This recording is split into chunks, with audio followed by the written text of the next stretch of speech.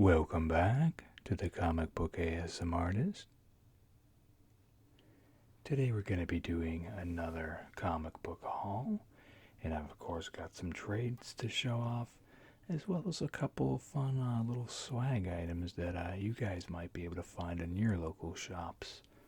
So let's just get right into it. First off, we have Carnage, Black, White, and Blood. Now, the main reason I got this book was because I wanted the Gleason cover. And I guess they didn't have it out at the time. I was able to call them and secure a copy, and I could have sworn that I had pre-ordered that one, but, you know, stuff happens. So, hopefully on the next haul video, I'll be able to show off that book. But I didn't know anything about this book. Obviously, it's Carnage, but the color scheme is actually done with black and white and then red highlights all over everything. So kind of a nice little artistic touch here. And I also didn't know like this was like had like multiple different stories and artists in it. So yeah, I just showed you the first little bit there. And then here's another one.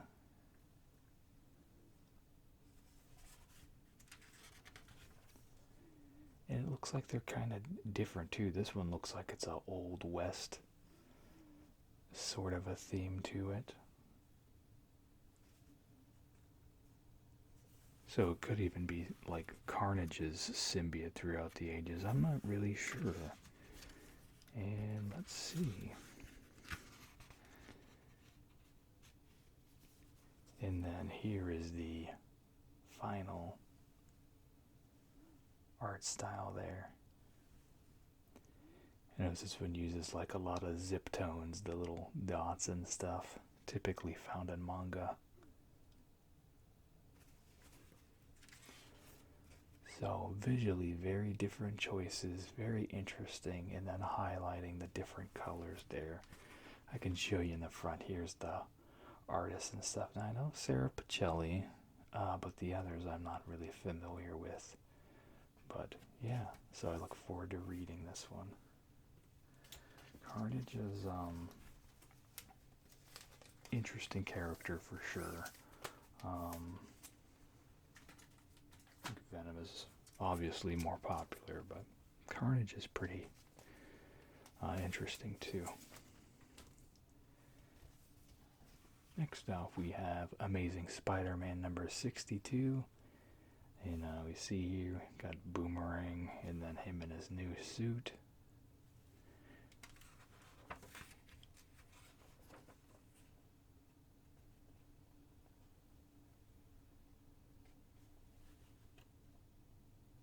And yeah, Kingpin's still trying to secure all the pieces of this tablet. The thing that was guarding the piece before is Boomerang's pet, so it's coming to help him.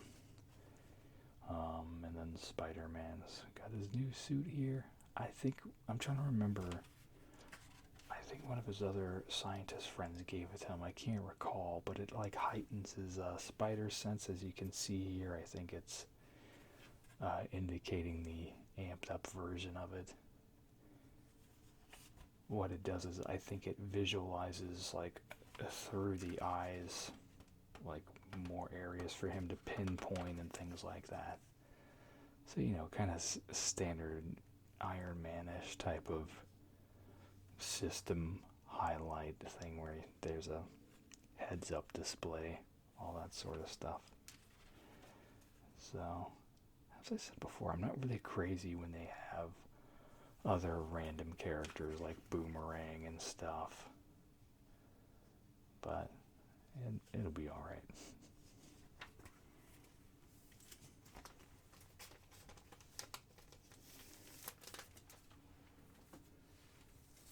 Then we got the third printing of Spider-Man 55. This is the Gleason cover that's been selling out or rather the white one, but I have all three of them. I've got the white, the red, and now the blue here.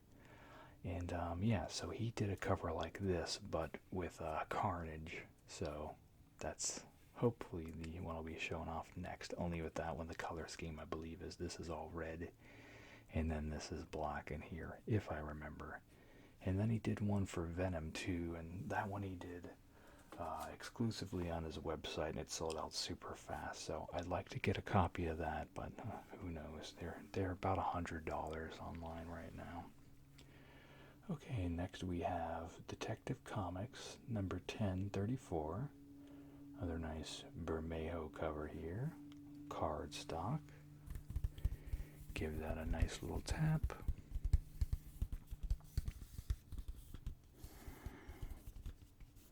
See that? I'm paying the extra $1 so I can have something to tap for you guys. No, just kidding, of course. Yeah, so I don't remember at all what's going on in Detective Comics currently. I know they just came back from the whole future state thing. I know this guy right here, he's either the commissioner or the mayor, and he is not a fan at all of Batman. So Batman is once again at odds with law enforcement, and his funds have been stripped down from the whole Joker war thing. So this is kind of interesting. We see some Joker robots here. Something that I think they've done a lot in the Batman Beyond stuff. I know they've got some McFarlane figures coming out with it. I think it's the Build-A-Figure maybe. But yeah, I don't recall a lot else going on specifically with this arc. But of course, I'm looking forward to delving back into business as usual. Future State was okay. I still haven't read all of the Future State books that I have. But I'm glad like they're gonna be doing kind of like some spin-off series with it. So if you like those, you can buy them. And if not, you can continue to pick up your regular heroes here. So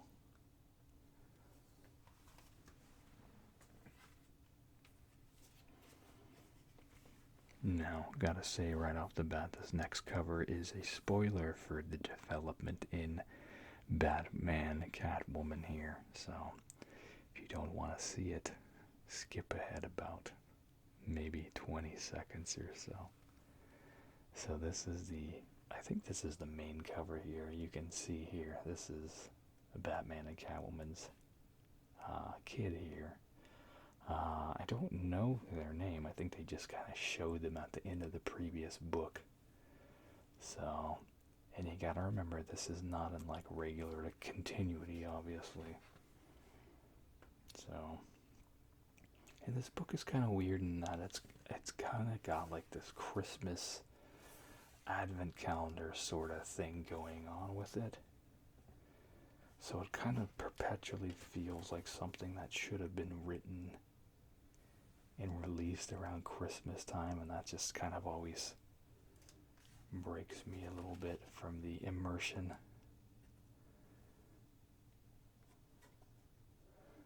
Speaking of broken immersion, there is a Fortnite crossover happening with the DC Comics starting April 20th. There's going to be DLC codes inside each book for exclusive stuff you can use in the game. So I did get those for my kids, so hopefully we'll be seeing what those look like. And if you're into that, pick them up, pre-order them, whatever you want to do. So yeah, we see the Phantasm here. A very large Phantasm, maybe.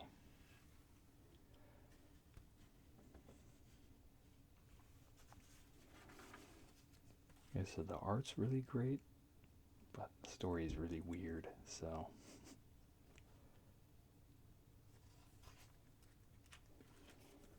So weird that the DC executives are like, yeah, we can't put that in the regular ongoing book. But at least he's getting to tell the story anyway, so.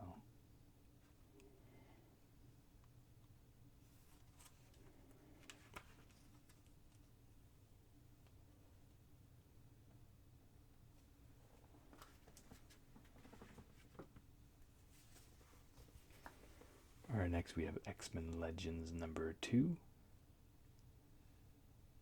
And yeah, it just continues. This picks up an arc way back from the 90s. And this is supposed to be another Summers brother, I believe, is what the previous issue had said. Basically, he got off his ship there and he's like, hey guys, meet your brother. And then he got hit by a blast, and that was the ending result, him laying there. So yeah, I don't think he's dead though. They're like, you killed him in cold blood. Not likely. There you go. Have a healing factor? Yeah. They wouldn't introduce a character and just kill him off right like that. Oh, he's got claws too. So he might be an amalgamation of a few different X-Men here. Maybe a product of a test tube, because we're seeing some little pods there.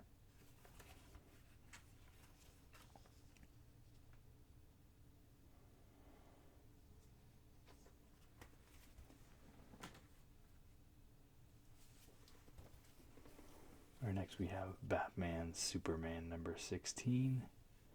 A nice classy cover here. I always love when they get the iconography just right, Really striking that old feel, and I think obviously that's on purpose. We see kind of like an old film strip here. Yeah, so this is interesting. This is artistically laid out with the strips and stuff, and it looks like they're kind of doing separate reels for each hero here.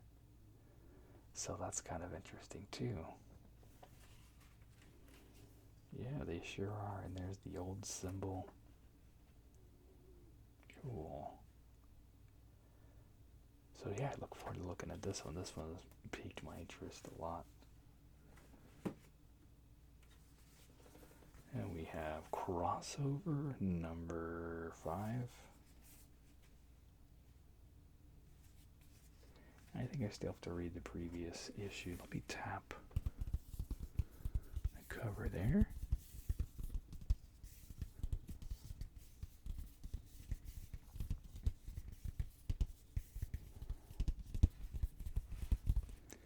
And let me trace these.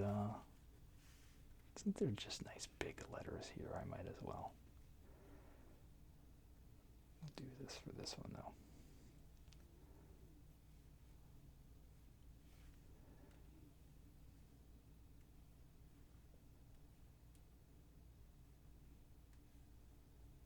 Alright, there we go.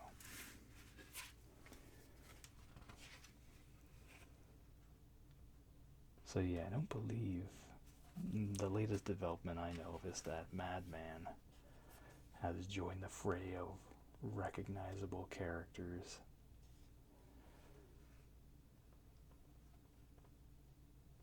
But I feel like I read that issue, and I don't know.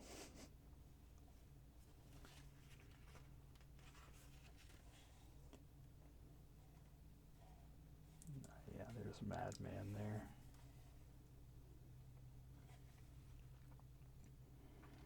Hope they have the Tick show up. That would be nice.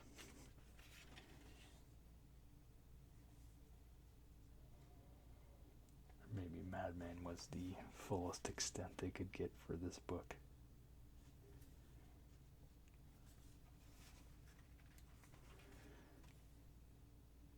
So yeah, it certainly looks like there's some sort of huge attack going on. I think they're trying to bomb the containment of where they have the superheroes, maybe? I don't know.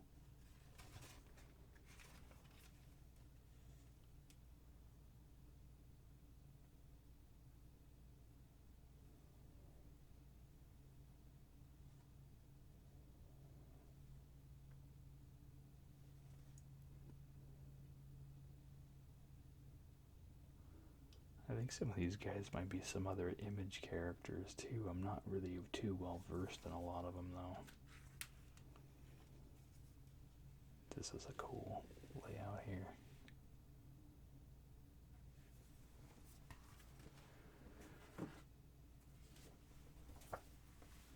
Next we have Action Comics number 1029.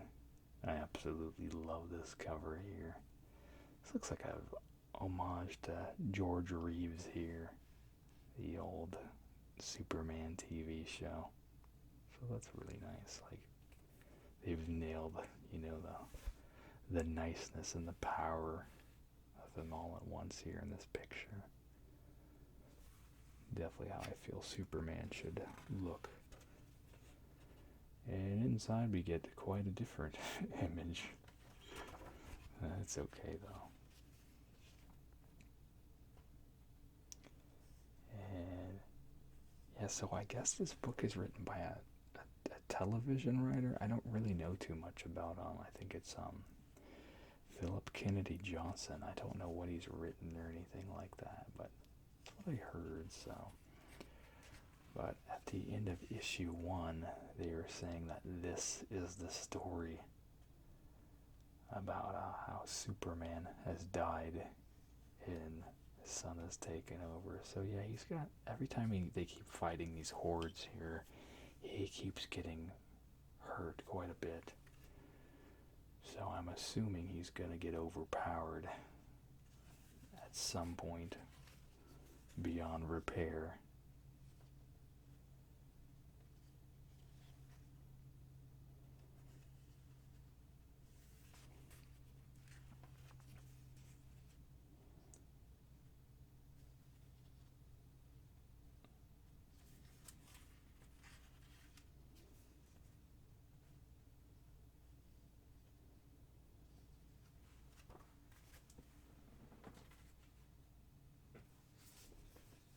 Next we have Harley Quinn, book number 6. Get a tap in there.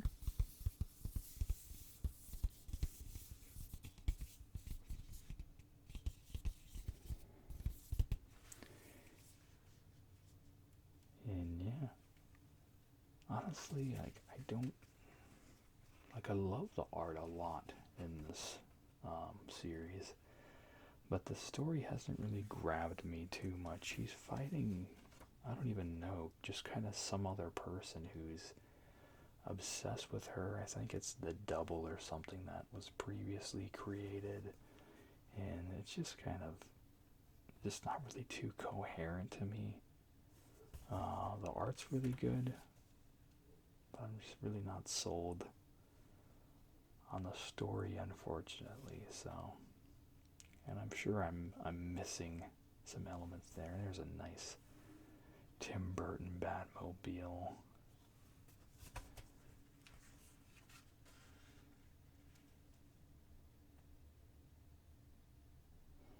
So this is like her new suit, I guess. Bruce is in jail and Joker is dead. I believe it says that on the back of the book too. Yeah. And then of course you got the nice spot gloss and all that sort of stuff.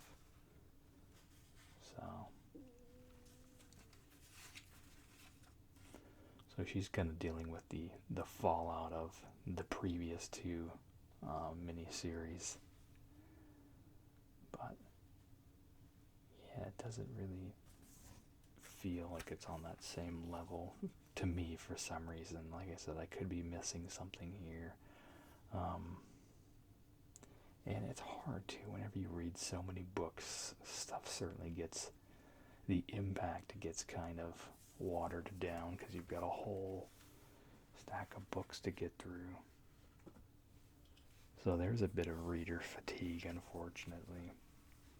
We've got Spawn 316. Some nice angel characters here.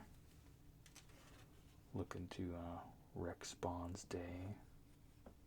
Might be an artist change. I don't know, based on this looks pretty bright and cheery. Maybe not. So this is the appearance of Plague, I believe. Could be first appearance. I don't know if they teased him prior. I know that Todd has been talking about him a lot recently. And then he does have his Spawn universe coming soon. there'll be like a main book and then like 3 other books or 2 other books, I believe. So I will check those out.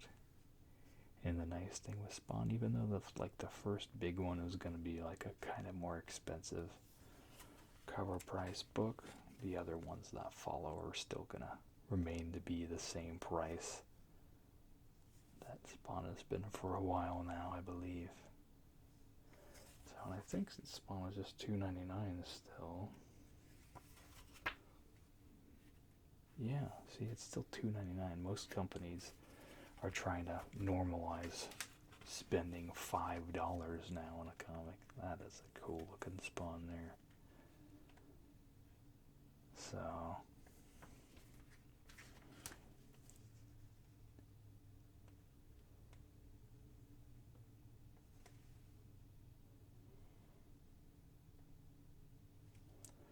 yeah, we're seeing a lot of characters in this one I've never seen before, but there's a huge chunk of Spawn I haven't read, so I don't know if I can say those are their first appearances or not.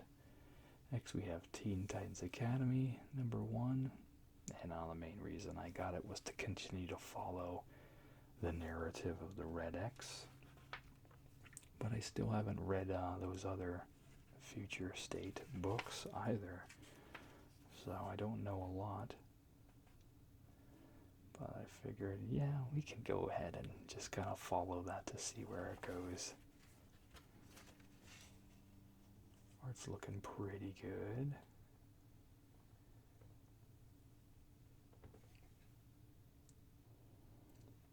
And I think even in the Future State, maybe they just kind of passed around the identity of the Red X, so they still don't officially have nailed down who it is, and so there's still a mystery surrounding that, I believe. I could be wrong. Like I said, I haven't read it yet, so.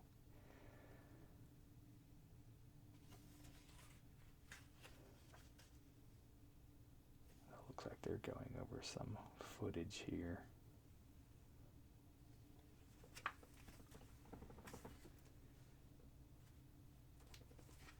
Next we have the Best of Michelangelo, which I've just bought these to have the covers here.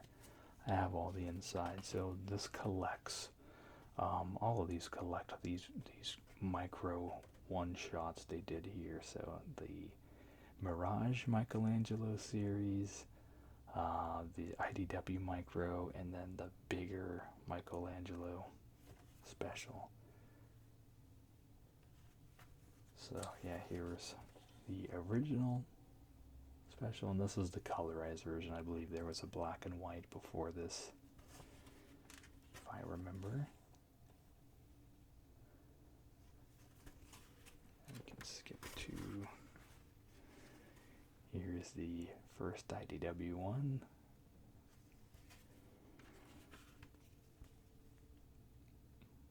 This is by Andy Kuhn, I believe.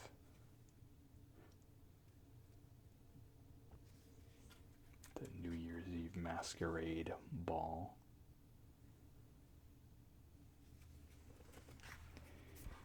And then we have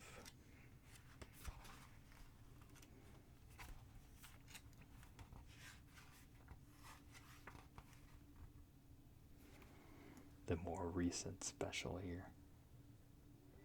And this is when they took on the garb from the newer Ninja Turtle show, The Rise of the TMNT, I believe is the name of it.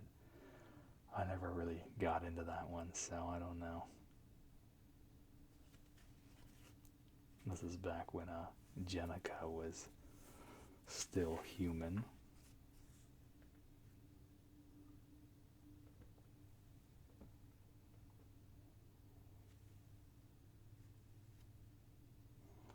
Oh, look. Is there an error in this book, maybe? This is from the previous... from the previous thing. Yeah, no, I've got an error here, ladies and gentlemen.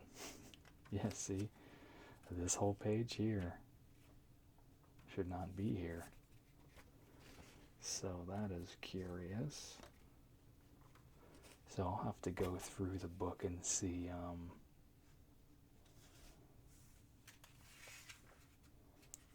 if the whole story's here or I'm missing a piece of it. That's crazy.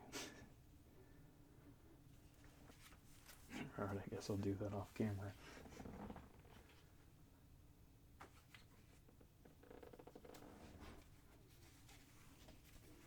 Okay, next we have Future State. Superman versus Imperious Lex number 3.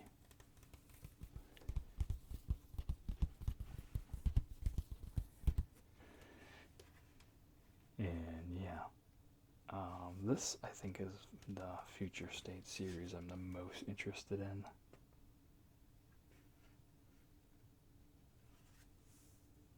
Just because it still involves the narrative between Lex and Superman, like a Clark Superman, and you know, Lois is in there. This is Lois.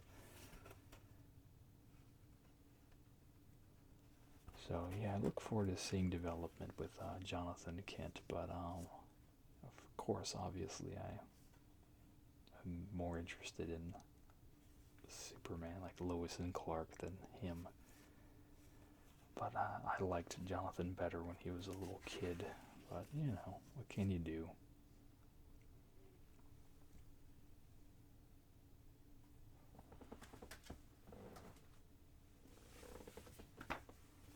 Next we have Captain America number 28.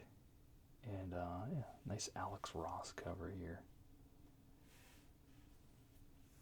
Yeah, the story is okay. It hasn't really done anything too unique that's making me sit up and take notice, but at the very least it does have the Red Skull kind of back in the narrative. We see his daughter, Sin, here, which there was a period she was the Red Skull. She was defaced and stuff, so I guess that got undone somehow. Either that or this is a flashback.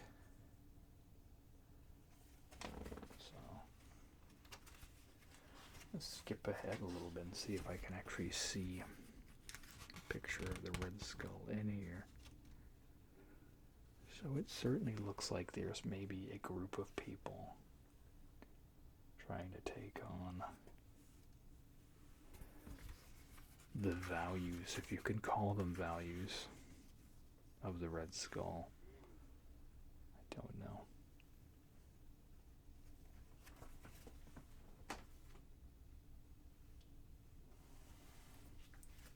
And then lastly, we've got a couple of these nice little variant covers here, continuing my collection.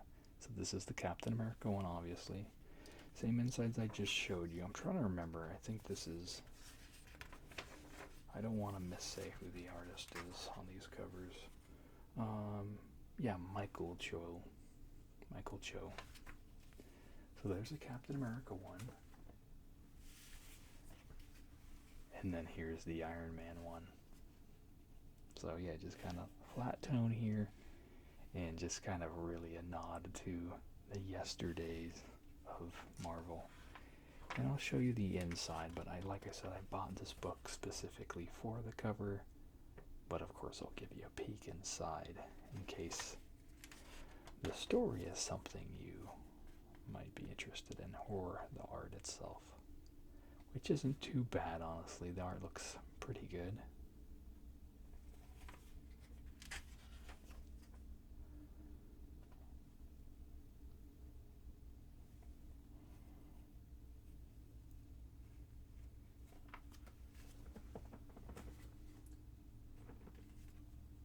Alright, next I wanted to show off these little swag items I got.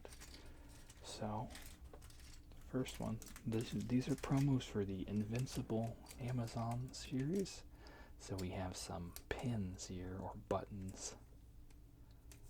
I forget everyone's name here. I think this is Adam Eve, this is Invincible, and I forget his dad's name. And then on the back it just shows this image here. They also had big posters of this too, but it wasn't really something that fit in my studio, like the style with the blood and all that. So I was like, meh. But yeah, some nice pins.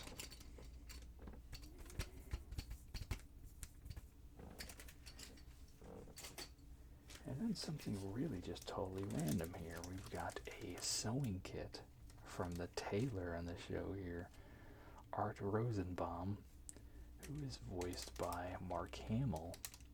So yeah, this is just like a little sewing kit, and it's fully functional. I'm not gonna open it and mess with it, but it's got little buttons in there too, and some thread. So it's just kind of fun. So you can look in your local shop and see if they have this. They also showed something with like a tote bag too, with an Invincible image, but I didn't see that there when I went. But these are pretty cool regardless of that. Oh, there's some like a clothespin in there too, or the baby, whatever it's called, diaper pin. So next I'm going to show you a couple of trades I ordered a while back that came in. So we have the Captain America Prisoner of War. This is continuing and completing my Ed Brubaker run of Captain America and trades that I had to reacquire. So this is the special here. This was like, I think, was this his 65th birthday or 60th birthday? I don't know. But yeah, so the art switches. Unfortunately, this particular issue I have to rebuy, like the actual issue 616, because they only printed some of the story and not all of it. But yeah, we see some of the different art here. We had some Ed Guinness art, which was setting up his transition to do the Captain America and Bucky, which just later turns into Captain America and miscellaneous heroes and stuff as it goes on. So, but kind of fun regardless. And this was the period when Steve Rogers was just like a super soldier agent for S.H.I.E.L.D., if I remember. And then we have some more flashback stuff here with the Invaders. Then we have a Winter Soldier story, which who knows, they might actually show part of this in the series here. This story is called Gulag. It's done by Mike Deodato Jr. And it starts off here, and then they just kind of carry it over. And then this is some Butch Guice art, I believe. Maybe he works on part 2 of the Gulag story. Yeah, I think so.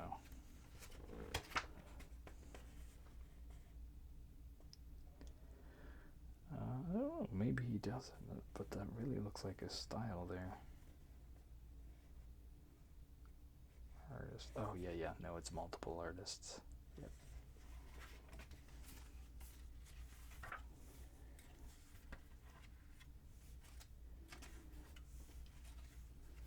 So yeah, I just really loved this period in Cap. You know, they were telling just kind of really interesting stories. They put him in a darker tone, but still just kind of kept him, I don't know, just there was something really great about this era for me. Like, this was when I was in college and had just come out of college, and it just all resonated with me really well. So if you're ever curious, highly recommend checking out the Ed Brubaker run on Captain America. So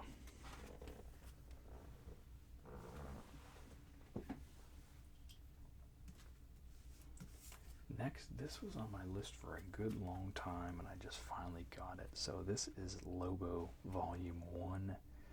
This collects a lot of the other trades into one trade, just kind of as a catch-all for the books here. So we have, it's got Lobo 1 through 4, the Paramilitary Christmas Special, Lobo's Back 1 through 4, Blazing Chain of Love, and Lobo Convention Special. So this obviously is something that as a kid I was never able to read Lobo, and yeah, it's just kind of very crass and a lot of attitude and machismo and, you know, all that just crazy over the top 90s stuff with mature twist to it. Some great covers in here. And then there's a guy, Chycho ASMR. I'll leave a link to him. He did a full reading of the paramilitary special here. He's been an ASMR artist who's been around for a long, long time. And he does a ton of comic book readings, but then he does a lot of other type of videos too. So I highly recommend him. Check him out. He's a really chill guy and guaranteed to give you ASMR when you watch him.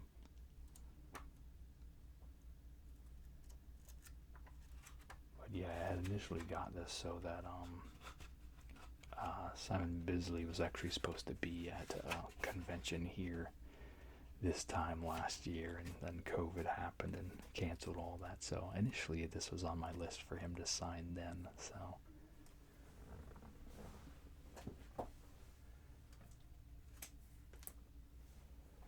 and lastly, we got a nice big old Cerebus cover Art Treasury. This was published by IDW, and I can't fit it all on camera because it's like an 11 by 17. But this collects every single Cerebus cover as well as some promotional art. I'll show you a little bit of it here. I'll probably maybe do, I don't know, I might do a full video on it. We will see. But yeah, this just literally goes through all of the covers. Some of it you see the original art pages, and then some of it is just scans of the covers and stuff. So yeah, if you've bought the all the phone book trades, as they're often referred to, the big black and white ones, that also, you get the whole story, but none of these covers are in there. So if you've got all those but you don't have the covers, this is what you buy to complete your art collection for Cerebus. So, and then it shows like whenever there are homages, there's like little references there in the corner and stuff, and lots of notes and stuff like that. So very cool. And of course, yeah, Cerebus. It's a very strange independent series, but if you're into independent books and looking for inspiration as I am, stuff like this keeps you going. And then I think there's an intro written by Kevin Eastman in the front here too.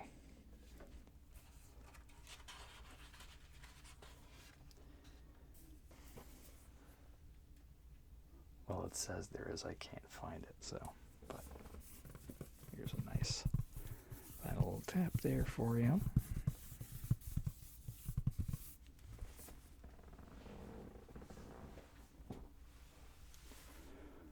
Alright, well that's going to do it for me. Comment down below, let me know what you want to see, what you liked about this video. Share, subscribe. Yeah, let's continue to grow this thing. Once we get to 2,000, like I said, I will be giving away the first printing of ENIAC #1. So please get the word out, help the channel to grow. If you sub me and you're like a comic channel or an ASMR channel, pretty much guaranteed sub back there. And of course I will try the best to shout you out and stuff too, because we want everyone to grow. Check out Gary B, the casual comic guy, for the Grow Together initiative for the collecting community.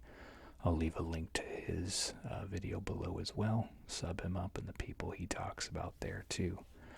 Alright, well as always, you all have a super slumber. Thanks. Bye.